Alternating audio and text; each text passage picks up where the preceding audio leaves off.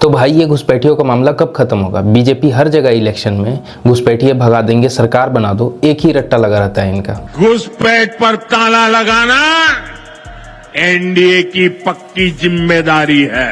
जब चुनाव आयोग से पूछो कि एसआईआर में कितने घुसपैठिए मिले और देश से कितने घुसपैठियों को बाहर निकाला गया, तो वो कहता है होम मिनिस्ट्री से पूछो। ये हमारा काम नहीं है, এটা আমাদের কাজ নেই। এটা যাবেন আপনি এফআরআর অফিস যাবেন, এমএসসি তে যাবেন, this is not our work.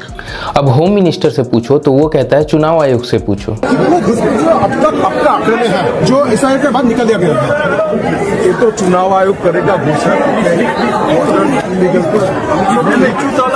आपके पास कोई आंकड़ा होगा चुनाव आयोग के पास। और जब चुनाव आयोग के चीफ इलेक्शन कमिश्नर से पूछो तो उसके पास इस सवाल का कोई जवाब ही नहीं होता है। लेकिन आप ये बताइए, इलेक्शन का पहले बंगाल वासियों के लिए कोई रोहिंग्याओं का लिस्ट निकलेगा क्या? आपने बोला जो बहुत सारे रोहिंग्या हैं यहाँ, जो अब भाजपा नेताओं लोग कहते हैं, तो रोहिंग्याओं का लिस्ट मिलेगा क्या? बिहार, आसाम, बंगाल, यूपी, झारखंड, दिल्ली, हर जगह बीजेपी ने घुसपैठिए किए, पर एसआईआर के बाद इन्होंने एक बार भी नहीं बताया कि कितने घुसपैठिए मिले। जो पार्टी और चुनाव आयोग इतना घुसपैठिया कर रहे हैं, कम से कम उनको अपना रिपोर्ट कार्ड तो जनता के सामने रखना चाहिए। जिस सरकार को घुसपैठिए निकालने थे उन्होंने काम किया, बाजा नहीं बजाया। कांग्रेस ने 2004 से 2014 तक 10 साल में लगभग 90,000 घुसपैठियों को बाहर निकाला, और जो पार्टी रोज घुसपैठिए के नाम का डंका पीट रहे हैं वो पिछले 10 से 12 साल में सिर्फ 4 से 5,000 घुसपैठियों को बाहर निकाले हैं।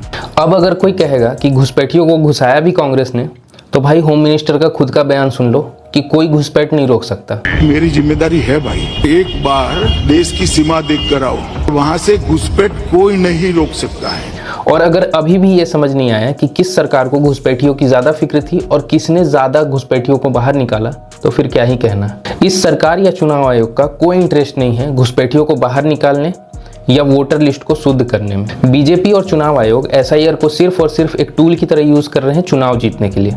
इसी चुनाव आयोग ने बिहार में एसआईआर को 25 दिन में पूरा कर दिया, पर बंगाल में एसआईआर पिछले साल नवंबर में शुरू किया गया था और अभी अप्रैल आ चुका है।